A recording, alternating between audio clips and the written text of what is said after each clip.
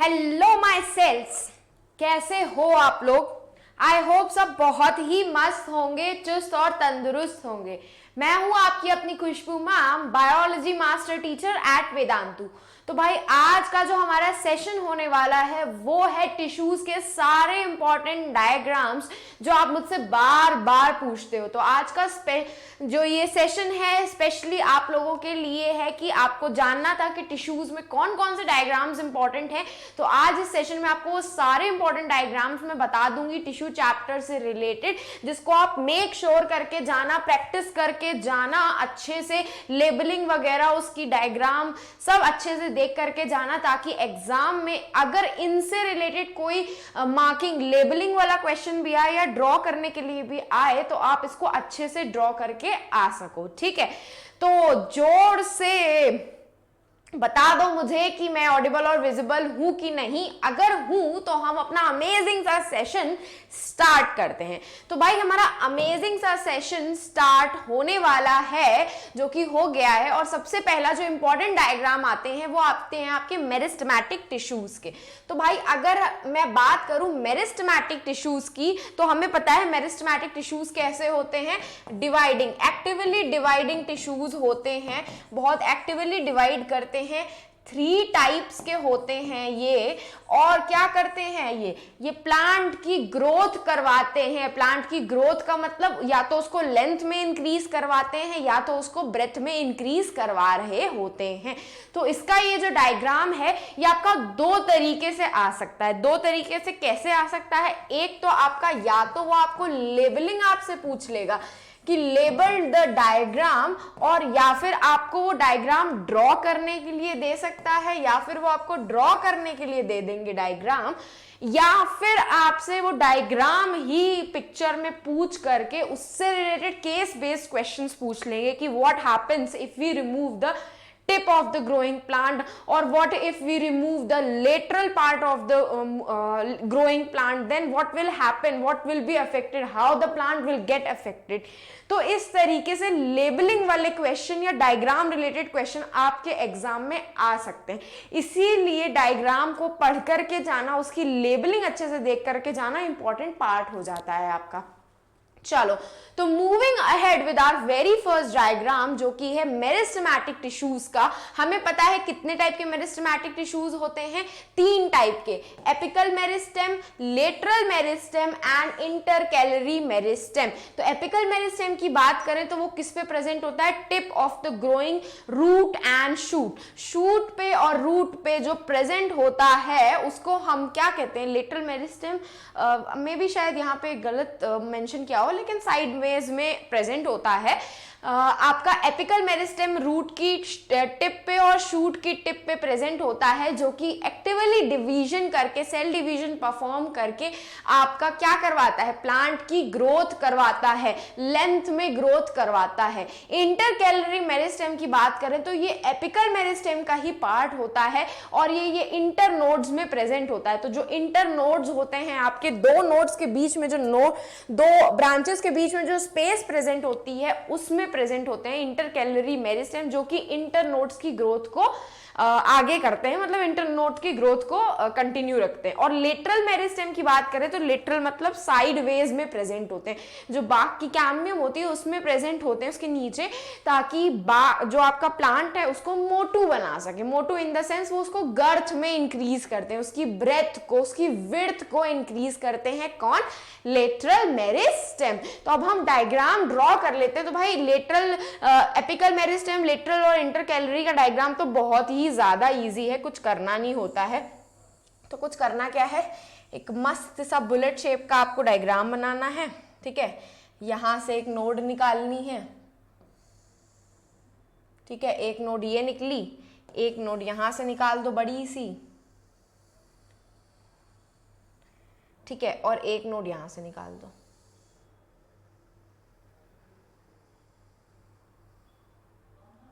ठीक, अब ये तो हमारा बुलेट शेप का बन गया, उसकी ब्रांचेस भी बन गई। और अब हमें क्या बनाना है, हमको मेरिस्टेमेटिक टिश्यूज बनाने हैं। तो हम कलर डिफरेंट चेंज कर लेते हैं। हमारे ये एपिकल मेरिस्टेम हो गया, ठीक है, यहाँ पे हमारा लेटरल मेरिस्टेम हो गया, सॉरी इंटर कैलोरी मेरिस्टेम हो गया, जो इंटर नोड्स की ग्रोथ को कंटिन्यू करवाता है।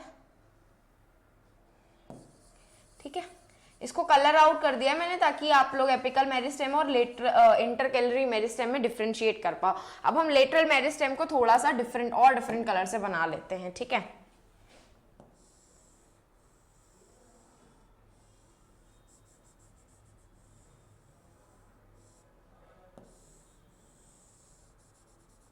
जरूरी नहीं है आप इसको कलर करो, आप चाहो तो पेंसिल से भी प्रॉपर ड्रॉ करके आ सकते हो। बस मेक श्योर करना कि आप डायग्राम को बहुत नीट एंड क्लीन तरीके से ड्रॉ कर रहे हो, अदरवाइज आपके मार्क्स कट हो सकते हैं। ठीक है, तो ये हो गया आपका lateral meristem.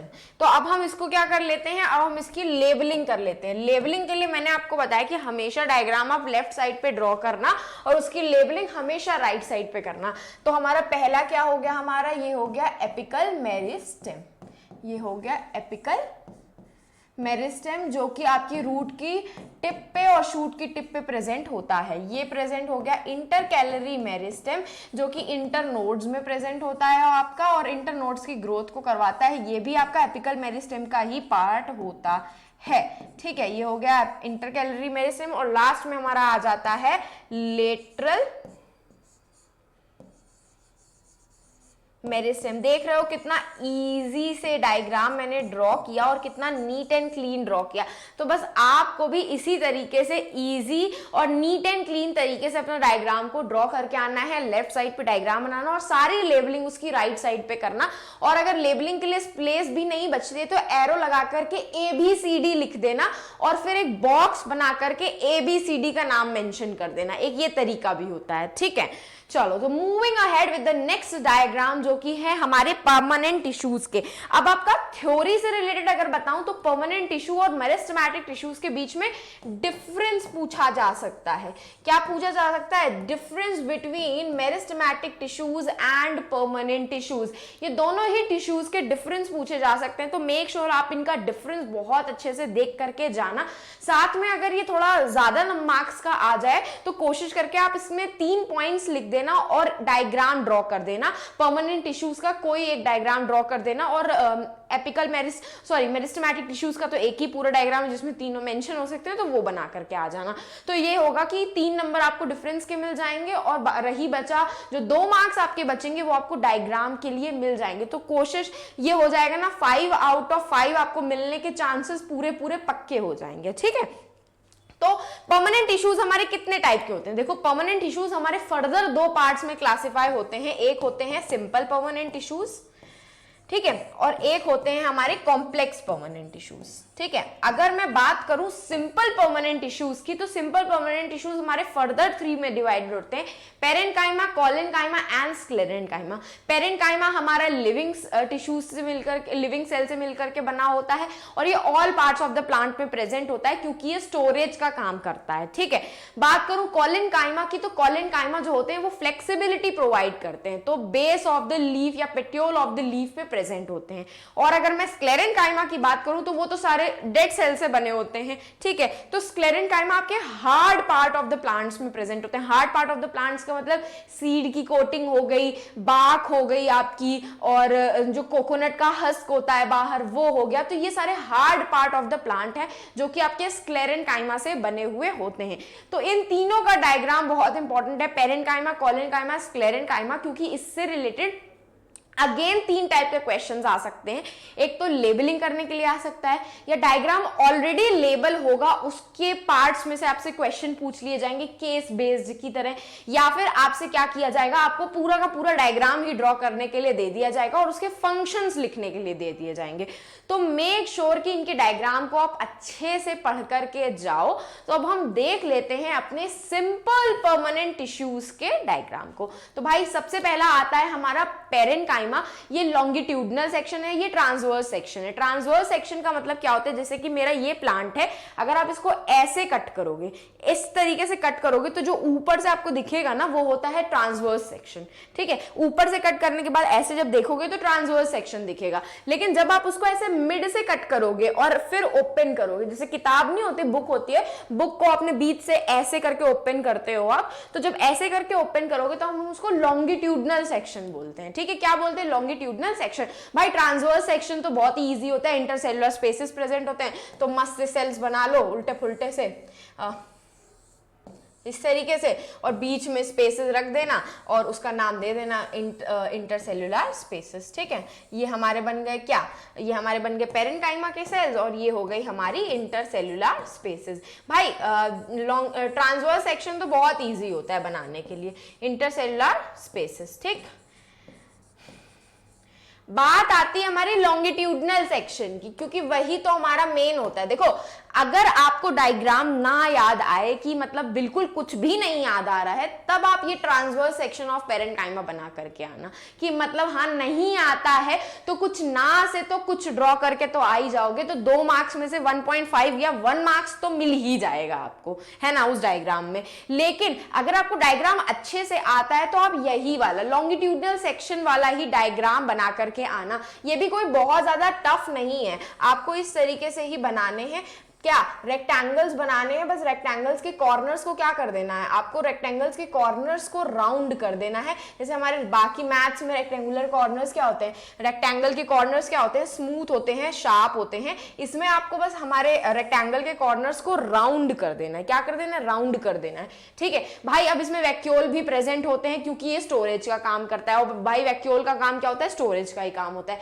Primary cell wall भी होती है, भाई प्लांट सेल है तो सेल वॉल होगी। क्लोरोप्लास्ट होता है क्योंकि पेरेन्काइमा में एक टाइप का और पेरेन्काइमा होता है जिसको हम क्लोरेन्काइमा बोलते हैं, जिसमें क्लोरोफिल प्रेजेंट होता है, तो ये वही क्लोरोप्लास्ट प्रेजेंट है। मिडिल लेमले बीच की जो सेल वॉल होती है आपकी, और उसके बाद साइटोप्लाज्म और न्यूक्लियस तो प्रेजेंट होगा ही होगा। भाई एक बात बताओ, साइटोप्लाज्म, न्यूक्लियस, क्लोरोप्लास्ट, वैक्यूल और इंटरसेलुलर स्पेसेस, इसको याद करने में ज्यादा दिक्कत नहीं होगी। क्यों नहीं दिक्कत होगी, एक बात बताओ, सेल है प्लांट का, वैक्यूल प्रेजेंट होगा, सेल वॉल प्रेजेंट होगी, साइटोप्लाज्म प्रेजेंट होता ही है, न्यूक्लियस भी प्रेजेंट होता है, पेरेन्काइमा है आपका, फोटोसिंथेसिस भी परफॉर्म करता है, तो क्लोरोप्लास्ट भी प्रेजेंट होगा।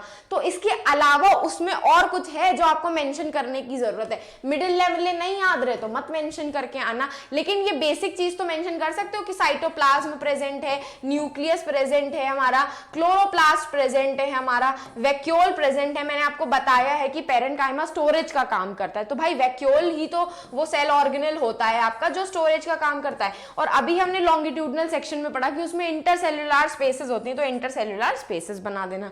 रही बात, इसमें कोई भी ऐसा पॉइंट था जो आपको मतलब रटने की जरूरत पड़ेगी, सारे पॉइंट्स आपके ऐसे हैं जो कॉमन सेंस लगा के बताने वाले हैं, थे कि नहीं थे? सारे पॉइंट्स कैसे थे, कॉमन सेंस लगा के बताने वाले थे। तो भाई ठीक है, क्या करने का है, कुछ नहीं करने का है, दूसरा पेन ले लेते हैं, काम करते हैं।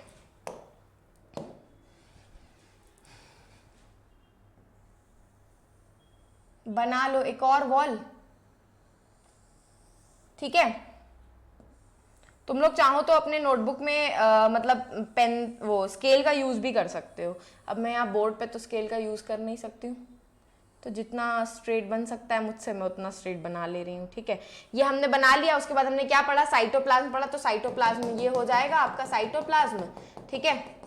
इसको साइटोप्लाज्म मेंशन कर दोगे इस तरीके से, ठीक है। एक न्यूक्लियस बना दो, न्यूक्लियस हम दूसरे कलर का बना लेते हैं, न्यूक्लियस बना लेते हैं हम, चलो रेड कलर का। एक न्यूक्लियस बना लो यहाँ पे सब में, ये हो गया न्यूक्लियस सब में, ठीक हो गया। उसके बाद क्लोरोप्लास्ट बनाने का है, तो क्लोरोप्लास्ट फिर हम दूसरे कलर से बना लेते हैं, क्लोरोप्लास्ट हम येलो कलर से बना लेते हैं। चलो ये हो गया क्लोरोप्लास्ट, इसमें क्लोरोप्लास्ट प्रेजेंट हो गया, ठीक है। चल भाई ठीक है, ये क्लोरोप्लास्ट प्रेजेंट हो गया। इंटरसेलुलर स्पेसेस हमने मेंशन कर दी थी, क्लोरोप्लास्ट मेंशन कर दिया। अब दूसरा कलर ले लेती हूँ, डार्क ग्रीन कलर का। अब वैक्यूल बनाना, तो भाई मिड का जो स्पेस है तो वो तो वैक्यूल ही है, तो अब हम क्या कर लेते हैं, मेंशन कर लेते हैं। ये हो गई हमारी क्या, अंदर वाली सेल वॉल, ठीक है। ये हो गया साइटोप्लाज्म, ठीक है। ये हो गया न्यूक्लियस हमारा, ये हो गया क्लोरोप्लास्ट हमारा, है ना। और क्या बचा, वैक्यूल, अंदर वाला पार्ट क्या हो गया, वैक्यूल हो गया। अगर आपके पास डायग्राम बनाने के बाद स्पेसेस ज्यादा ना बचे ना, तो क्या कर देना, ABCD करके भी उसको आप मेंशन कर सकते हो।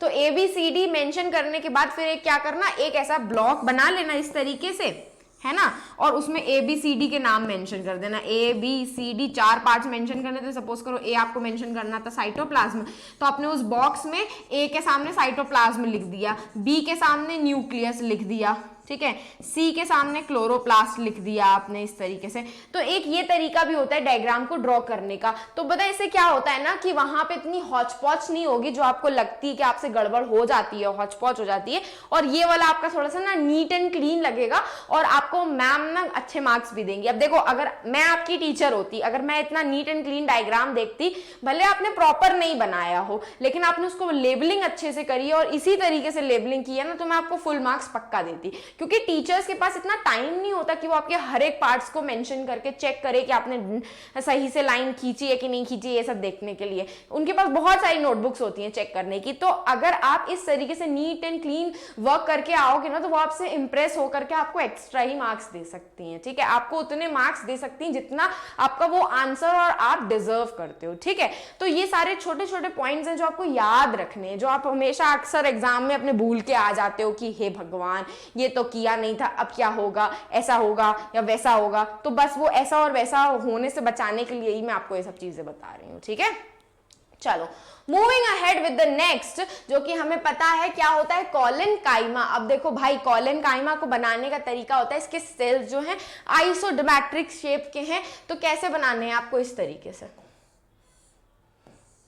बने, क्या है ये हेक्सागन है, 1 2 3 4 5 6, हेक्सागन की 6 साइड्स होती हैं, तो भाई हेक्सागन ही बनाना है और कुछ थोड़ी बनाना है।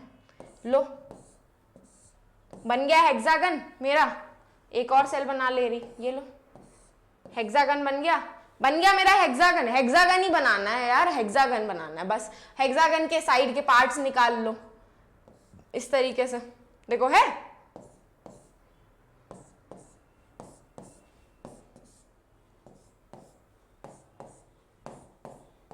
लो निकल आए हेक्सागन के साइड के पार्ट्स। अब कितनी सेल वॉल दिखा रहे हैं, देखो एक बाहर की सेल वॉल है, एक बीच की दिख रही है और एक अंदर की दिख रही है ना। तो बाहर वाली मेरी ये हो गई, अंदर वाला एक और डायग्राम हम बना ले रहे हैं, ये लो अंदर एक और हमने हेक्सागन बना लिया, लो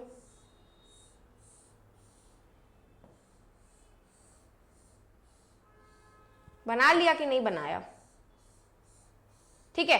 अब एक लाइन उसने और दी हुई है, तो वो लाइन हम ब्लैक कलर से बना लेते हैं, ठीक है, ये लो, वो भी तो हेक्सागन, मतलब एक के अंदर जैसे कंसेंट्रिक सर्कल्स नहीं बनाते हो, वैसे कंसेंट्रिक हेक्सागन्स बनाने हैं आपको। लो बन गए,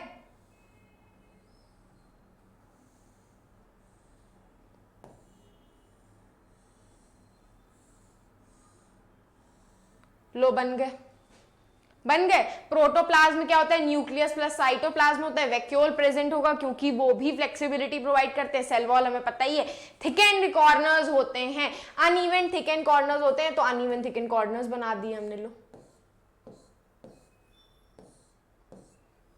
ठीक है। कहीं कहीं पे बनाने हैं, सब जगह नहीं बनाने, कहीं कहीं पे बनाने हैं, क्यों, क्योंकि अनइवन होते हैं, क्या होते हैं, अनइवन होते हैं आपके, ठीक है। अंदर के में भी सर्कल बनाने का है इस तरीके से, ठीक, समझे कि नहीं, ये लो हो गए अनइवन थिक एंड कॉर्नर्स। अब भाई हमें पता है कि कॉलन काइमा और स्क्लेरन काइमा के थिक एंड कॉर्नर्स होते हैं डिपोजिशन की वजह से। तो कॉलन काइमा में अनइवन होते हैं, कहीं कहीं पे थिक होते हैं, कहीं कहीं पे नहीं होते हैं, जबकि स्क्लेरन काइमा में सारे ही पार्ट में इवनली थिकनेस होती है, मतलब जितनी थिकनेस ऊपर है उतनी ही थिकनेस नीचे भी और उतनी ही थिकनेस बीच में भी प्रेजेंट होती है। बस तो ऐसे ही लिखना होता है। अब उसमें सिर्फ 4 पार्ट्स ही तो मेंशन है, जिसमें से अगर आप प्रोटोप्लाज्म नहीं भी मेंशन करोगे तब भी चल जाएगा, बस सेल वॉल, वैक्यूल और थिक एंड कॉर्नर्स मेंशन कर देना। तो ये हमने मेंशन कर दिया थिक एंड कॉर्नर्स,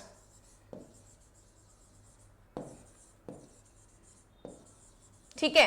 उसके बाद वैक्यूल प्रेजेंट होता है, तो एक वैक्यूल बना लो उसके अंदर इस तरीके से, ये लो ये वैक्यूल हो गया आपका। और भाई सेल वॉल तो होगी, प्लांट सेल है तो सेल वॉल मेंशन कर लो, लो हो गया। कितने पार्ट्स मेंशन किए, 3 किए कि नहीं किए, कैसे पता चला कि सिर्फ 3 करने हैं, हमें कॉलन-काइमा पता है क्या होता है, हेक्सागन शेप का होता है, ठीक है, 3 हमने हेक्सागन्स बना लिए। फिर हमें यह भी पता था कि उसके कॉर्नर्स क्या होते हैं, थिक एंड होते हैं, हमने थिक एंड कॉर्नर्स बना लिए। अब वैक्यूल प्रेजेंट होता है क्योंकि वो फ्लेक्सिबिलिटी और थोड़ा बहुत तो स्टोरेज उसको भी चाहिए होता है, तो हमने एक वैक्यूल बना लिया। तो वैक्यूल मेंशन कर दिया, थिक एंड वॉल्स मेंशन कर दी, उसके बाद हमें पता है कि सेल वॉल तो प्लांट सेल में प्रेजेंट होती है, तो हमने सेल वॉल मेंशन कर दी। कोई एक भी ऐसा पॉइंट था इसमें से जो रटने की जरूरत थी? कुछ भी रटने की जरूरत नहीं थी, है ना। तो इसी तरीके से बस डायग्राम को ड्रॉ करके आना है एंड मास पास एग्जाम में। अरे एक्स्ट्रा नंबर दे देगी मैम भाई तुम लोगों को। एक्स्ट्रा नंबर ना देना तो तुम लोग मुझे आकर के चैट सेक्शन पे बता देना कि मैम आपने बोला था मुझे एक्स्ट्रा नंबर मिलेंगे, लेकिन मुझे एक्स्ट्रा नंबर नहीं मिले, ठीक है। सब आपकी गलती है, तो भाई मेरी गलती नहीं है, तुम लोग गड़बड़ करके आओगे तो एक्स्ट्रा नंबर कहां से देंगी मैम तुम लोगों को, ठीक है। चलो moving ahead with the next diagram, आपका एपिथेलियल टिश्यूज। अब जो स्क्लेरेंकाइमा होता है ना, उसका इतना ज्यादा इंपॉर्टेंट नहीं होता है, बस इस तरीके से ही बनता है उसका वाला, ऐसे ही बनता है बस, ठीक है। तो अब हम आ जाते हैं अपने एपिथेलियल टिश्यूज के ऊपर, जो कि हमारे कितने होते हैं, स्क्वाइमस epithelial, columnar epithelial, cuboidal epithelial, और लास्ट में आता है हमारा स्ट्रेटिफाइड स्क्वाइमस। सिंपल स्क्वाइमस, स्ट्रेटिफाइड स्क्वाइमस दोनों ही एक ही स्क्वाइमस एपिथेलियल के होते हैं, कॉलमनर एपिथेलियल और क्यूबॉइडल एपिथेलियल। अगर मैं सिंपल स्क्वाइमस एपिथेलियल की बात करूं तो इनके फ्लैट सेल्स होते हैं और एक ही लेयर प्रेजेंट होती है। तो कुछ नहीं, एक लाइन बनानी है, 2 लाइन बना लो, इसके ऊपर सेल बना लो। दूसरा कलर ले लेती हूं, है ना, ग्रीन ले लेती हूँ, एक काम करती हूँ, ये एक लाइन बनाई, ये दूसरी लाइन ड्रॉ करी और इसके ऊपर से सेल बना दिए। बस एक ही लेयर ऑफ सेल बनानी है, क्योंकि सिंपल स्क्वाइमस एपिथेलियल में सिर्फ एक ही सेल की लेयर होती है और इसके अंदर आपको ये न्यूक्लियस बना देना है। तो ये क्या हो गया, सिंपल स्क्वाइमस एपिथेलियल, सिंपल स्क्वाइमस एपिथेलियल हो गया बस, ठीक है। अब अगर मैं बात करूं स्ट्रेटिफाइड स्क्वाइमस एपिथेलियल की, तो स्ट्रेटिफाइड स्क्वाइमस में ना लेयर्स प्रेजेंट होती हैं बहुत सारे सेल्स की। तो एक ये लेयर बना दी, एक ये लेयर बना दी, सारे सेल्स फ्लैट ही होते हैं, सारे सेल्स फ्लैट होते हैं, जैसे सिंपल स्क्वाइमस में होते हैं वैसे ही होते हैं, बस लेयर्स प्रेजेंट होती है। ये लो बन गए मेरे, ये क्या बन गए हमारे, ये हमारे बन गए स्ट्रेटिफाइड स्क्वाइमस, ये बन गए हमारे स्ट्रेटिफाइड स्क्वाइमस। देखो दोनों में डिफरेंस बस इतना होता है कि सिंपल स्क्वाइमस में फ्लैट सेल्स होते हैं और बस एक ही लेयर प्रेजेंट होती है, स्ट्रेटिफाइड स्क्वाइमस में भी फ्लैट ही सेल्स होते हैं लेकिन मल्टीपल लेयर्स प्रेजेंट होती है, 2-3 लेयर्स प्रेजेंट होती हैं, ठीक है। 2-3 लेयर्स प्रेजेंट होती हैं स्ट्रेटिफाइड स्क्वाइमस में और एक ही लेयर प्रेजेंट होती है फ्लैट सेल्स की सिंपल स्क्वाइमस एपिथेलियम में, बस और कुछ भी नहीं होता है, कोई और डिफरेंस नहीं है दोनों में, बिल्कुल सेम टू सेम सेल्स बनेंगे दोनों के ही, बस एक को लेयर्स में बनाना है और एक को आपको एक सिंगल ही लेयर में बनाना है, ठीक है। आ गया समझ में। अब कॉलमनर में क्या होता है, बड़े बड़े लंबे लंबे से सेल्स होते हैं, इस तरीके से लंबे लंबे से सेल्स दिख रहे हैं तुमको, उसके ऊपर सीलिया बना दोगे तो सीलिएटेड कॉलमनर एपिथेलियल हो जाएंगे। सीलिया किसके लिए होता है, मूवमेंट लोकोमोशन के लिए होता है, और यहाँ पे प्रेजेंट होते हैं इनके न्यूक्लियस, ठीक है। इसके ऊपर सीलिया बना लोगे तो सीलिएटेड कॉलमनर एपिथेलियल हो जाएंगे। कॉलम के फॉर्म में, देखो कॉलम्स के फॉर्म में है, जैसे कॉलम्स नहीं लंबे लंबे से होते हैं, एक्सेल की शीट देखिए माइक्रोसॉफ्ट एक्सेल की, कैसे लंबे लंबे से कॉलम्स बने होते हैं, तो वैसे ही तो कॉलम्स हमने बनाए, और अगर उसके ऊपर सीलिया प्रेजेंट होगा तो सीलिएटेड कॉलमनर एपिथेलियल हो जाएंगे हमारे, अगर नहीं प्रेजेंट होगा तो कॉलमनर एपिथेलियम हो जाएंगे, बस सिंपल, कुछ नहीं करने का है। और क्यूबॉइडल भाई क्यूब शेप के हैं, क्यूब देखा है कि नहीं देखा है, क्यूब देखा है, नाम से ही समझ में आ रहा है क्यूबॉइडल शेप के होंगे। तो भाई एक लाइन अगेन ड्रॉ करनी है, इसके ऊपर क्यूब शेप के डायग्राम बना देने, क्यूब शेप के सेल्स बना देने, लो बन गए क्यूब शेप के, बन गए क्यूब शेप के, लो ये क्या हो गए हमारे क्यूबॉइडल एपिथेलियल हो गए। देखो क्यूब शेप के दिख रहे हैं, क्यूब क्यूब जैसे, क्यूब देखा है कि नहीं देखा है क्यूब, बस वैसा ही बनाना है। कॉलमनर एक्सेल शीट जो होती है उसमें कॉलम्स बने होते हैं लंबे लंबे, तो उन कॉलम से आप याद कर सकते हो कॉलमनर एपिथेलियम, ठीक है। सिंपल स्क्वायमस एपिथेलियम और स्ट्रेटिफाइड स्क्वायमस एपिथेलियम में एक फ्लैट सेल्स ही बनाने हैं। सिंपल स्क्वायमस में सिर्फ सिंगल लेयर प्रेजेंट होती है और स्ट्रेटिफाइड स्क्वायमस में मल्टीपल लेयर्स प्रेजेंट होती हैं उन्हीं फ्लैट सेल्स की, बस इतना सा डिफरेंस होता है स्ट्रेटिफाइड और सिंपल स्क्वायमस में। बाकी फंक्शंस तो अलग अलग होते ही हैं, वो तो आपको देखने ही पड़ेंगे, बस ये है, ठीक। आया समझ में, पक्का? चलो moving ahead with the next diagram अपना। अब हमारा आ जाता है मस्कुलर टिश्यूज, लेकिन उसके पहले से मैं थोड़ा सा पानी पी लेती हूँ, फिर उसके बाद हम चेक करेंगे, ठीक है।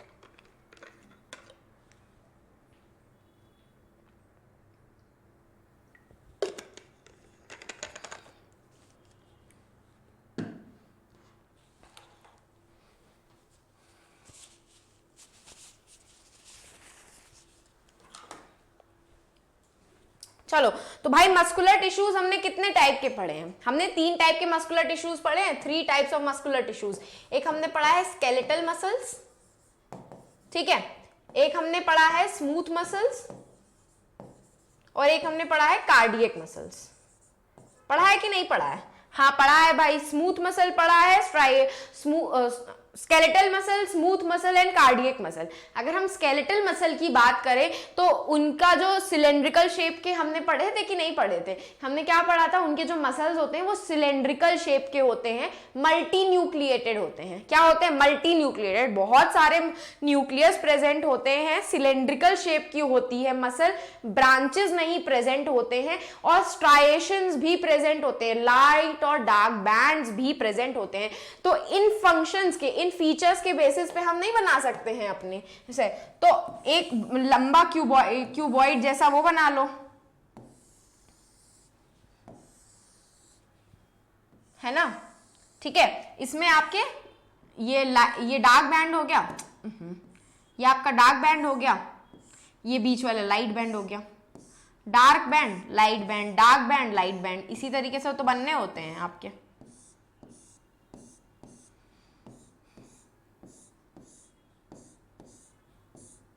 है ना। और मल्टी न्यूक्लिएटेड होते हैं भाई, मल्टी न्यूक्लिएटेड बना दे रहे हैं हम,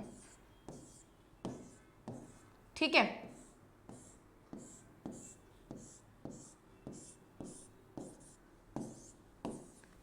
ठीक है, बस यही होता है। देखो ये है हमारा स्केलेटल मसल्स होती हैं, सिलेंड्रिकल शेप की दिख रही है, और देखो मल्टी न्यूक्लिएटेड होती है, मल्टीपल न्यूक्लियस प्रेजेंट होते हैं, बहुत सारे सिलेंड्रिकल शेप की होती है, मल्टी न्यूक्लिएटेड होती हैं, और लाइट और डार्क बैंड्स प्रेजेंट होते हैं। स्केलेटल मसल को हम स्ट्राइएटेड मसल फाइबर्स भी बोलते हैं, क्योंकि उसमें स्ट्राइएशंस प्रेजेंट होती हैं, स्ट्रिप्स प्रेजेंट होती हैं। क्या प्रेजेंट होती हैं? स्ट्रिप्स प्रेजेंट होती हैं।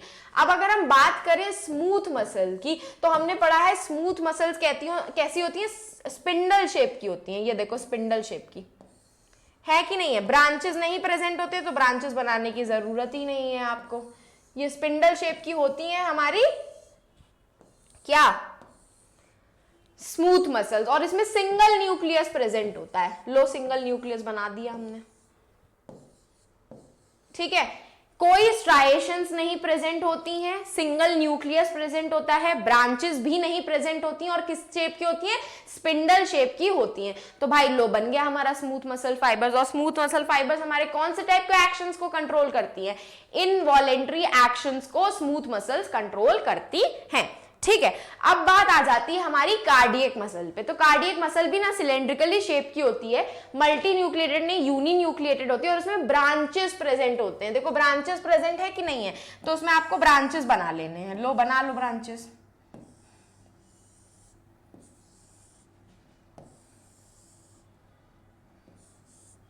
बन गई ब्रांचेस, ठीक है। इसमें ना इंटरकैलेटेड डिस्क भी प्रेजेंट होती है। न्यूक्लियस बना लो, सिंगल सिंगल न्यूक्लियस बना लो, ठीक है। तो स्ट्राइएशंस न्यूक्लियस, इंटरकैलेटेड डिस्क और कार्डियक मसल फाइबर्स होती हैं। क्या प्रेजेंट होती है? कार्डियक मसल फाइबर्स हमारी ब्रांच्ड होती हैं, सिलेंड्रिकल शेप की होती हैं, सिंगल ही न्यूक्लियस प्रेजेंट होता है और इंटरकैलेटेड डिस्क भी प्रेजेंट होती है। ये जो इंटरकैलेटेड डिस्क होती है ये सिर्फ और सिर्फ आपकी कार्डियक मसल्स में ही प्रेजेंट होती है। ठीक है, किस में प्रेजेंट होती है? कार्डियक मसल्स में। तो ये एक और पॉइंट है जो आप याद करके ये बना सकते हो कि हाँ, हमें कार्डियक मसल में इंटरकैलेटेड डिस्क बनानी है, बाकी किसी और मसल में बनानी नहीं है। रही बात न्यूक्लियस की, तो मल्टी न्यूक्लिएटेड सिर्फ और सिर्फ आपकी स्केलेटल मसल फाइबर्स होते हैं, बाकी सारे मसल फाइबर्स आपके सिंगल न्यूक्लियस वाले होते हैं। ठीक है, कार्डियक मसल और स्केलेटल मसल की सिलेंड्रिकल शेप की हो गई, जबकि स्मूथ मसल की सबसे डिफरेंट शेप की होती है, स्पिंडल शेप की होगी। लो भाई, अगर आपको पॉइंटर्स पता है कि हमारी मसल्स दिखती कैसे हैं तो आप उनका डायग्राम भी बहुत इजीली बना लोगे वो पॉइंटर्स फॉलो करके। एक बात बताओ, कार्डियक मसल ब्रांच थी तो मैंने ब्रांच बना दी, उसमें सिंगल न्यूक्लियस प्रेजेंट था तो हमने सिंगल न्यूक्लियस बना लिया उसको। ठीक है, ऐसे ही मैंने क्या स्केलेटल मसल्स का किया, स्केलेटल मसल सिलेंड्रिकल शेप की थी तो मैंने सिलेंड्रिकल शेप की बना ली उनको। उसमें क्या लार्ट और डार्क बैंड्स प्रेजेंट थे, लाइट और डार्क बैंड्स बना लिए। न्यूक्लियस बहुत सारे प्रेजेंट होते हैं तो बहुत सारे न्यूक्लियस बना लिए हमने। इसमें इंटरकैलेटेड डिस्क नहीं होती तो मैंने इंटरकैलेटेड डिस्क नहीं बनाई। तो बस अगर आपको पॉइंटर्स पता है मसल्स के तो आप आराम से उनके डायग्राम्स को ड्रॉ कर सकते हो, कोई दिक्कत नहीं आने वाली है आपको। ठीक है, तो हमें किस चीज के ऊपर फोकस करना है? उनके पॉइंटर्स पे कि क्या क्या पॉइंटर्स होते हैं। चलो, moving ahead with the next and the most important diagram. ये आपका सबसे मोस्ट इंपॉर्टेंट डायग्राम है नर्वस टिश्यू का। नर्वस टिश्यू का ऐसा एक डायग्राम है जो कि आपके 10th क्लास में भी बहुत पूछा जाता है और आपके 9th क्लास में भी ये वाला डायग्राम बहुत ज्यादा ही इंपॉर्टेंट है। तो आप मेक श्योर करो कि ये वाला डायग्राम तो आप गलती से भी छोड़ करके मत जाना, क्योंकि नर्वस टिश्यू के ऊपर और मस्कुलर टिश्यू के ऊपर, इन दोनों के ऊपर ही ना क्वेश्चंस बहुत पूछे जाते हैं, अक्सर पूछे जाते हैं। तो भाई इन दोनों को क्या करना है? छोड़ करके नहीं जाना है, गलती से भी मत छोड़ करके जाना है। ठीक है, तो अगर हम बात करें नर्वस टिश्यू की, ये तो हमारा नर्वस टिश्यू है जिसमें हमें क्या बनाना है? सेल बॉडी बनानी है भाई, बना लो सेल बॉडी। ठीक है, सेल बॉडी से एक लॉन्ग प्रोसेस निकल रहा होता है जिसको हम क्या बोलते हैं? एक्सॉन बोलते हैं। ये बन गया एक्सॉन। एक्सॉन के बाहर क्या होती है? एक्सॉन की एंडिंग होती है, तो ये बना लो एंडिंग।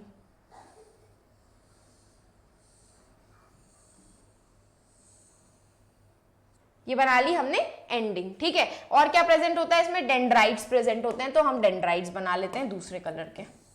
ये हो गई डेंड्राइट्स उसके। ठीक है,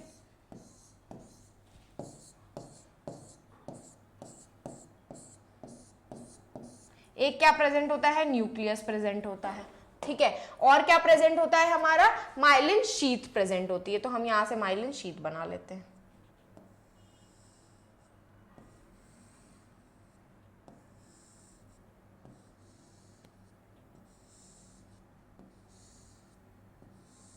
लो, हमने बना ली माइलिन शीथ। कुछ बचा? नहीं बचा। ठीक है, तो अब हम मेंशन कर देते हैं अपने पूरे डायग्राम को येलो कलर से। ठीक है, तो ये क्या हो गया हमारा? डेंड्राइट्स हो गए। दिख रहा है कि नहीं दिख रहा है? दिख नहीं रहा होगा, सॉरी।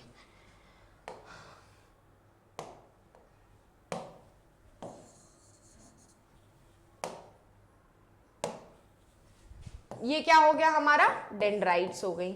ठीक है, जहां पे आपका मैसेज सबसे पहले रिसीव होता है, जो कि आपका मैसेज होता है, नर्व इंपल्सेस होती है, इंपल्सेस जो होती हैं वो सबसे पहले डेंड्राइट्स पे आती हैं। ठीक है, फिर ये हम इसको क्या बोलते हैं? Soma, cell body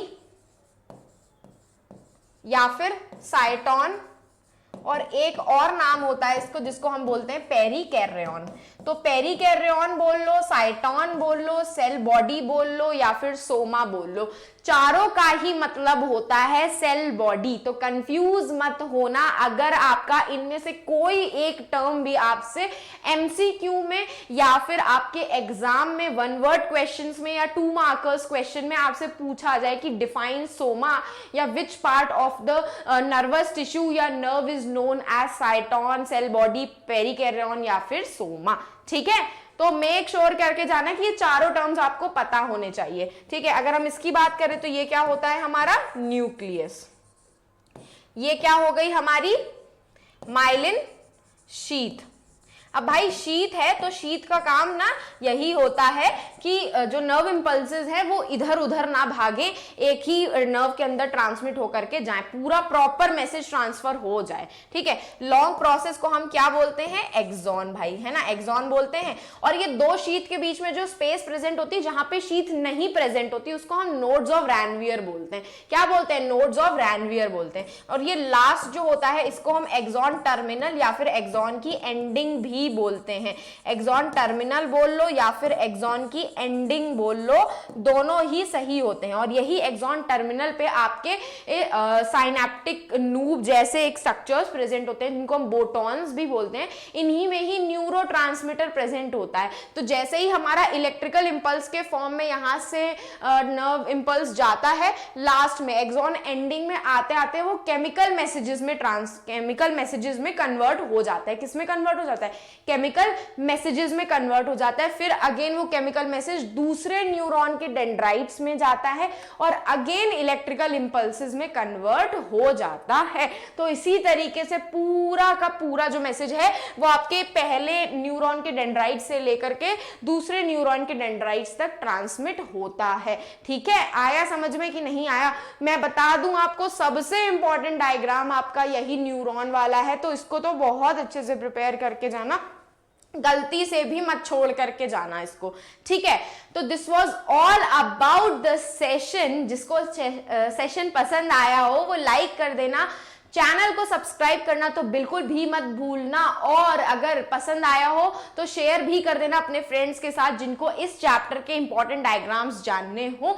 and most important, अगर आपको मेरे किसी भी सेशन की अपडेट्स चाहिए या मेरे किसी भी सेशन की पीडीएफ वगैरह चाहिए तो आप टेलीग्राम का चैनल ज्वाइन कर सकते हो, जिसका लिंक आपके डिस्क्रिप्शन बॉक्स में अवेलेबल है। उस पर क्लिक करोगे, टेलीग्राम चैनल को ज्वाइन कर लो, आपको सारे मेरे सेशंस के अपडेट्स भी वहां पे मिलते रहेंगे। कब मेरा सेशन स्टार्ट हो रहा है वो भी पता चल जाएगा, एंड इवन आपको ये भी पता चल जाएगा कि इस सेशन की पीडीएफ आपको नोट्स कहां से मिलेंगे।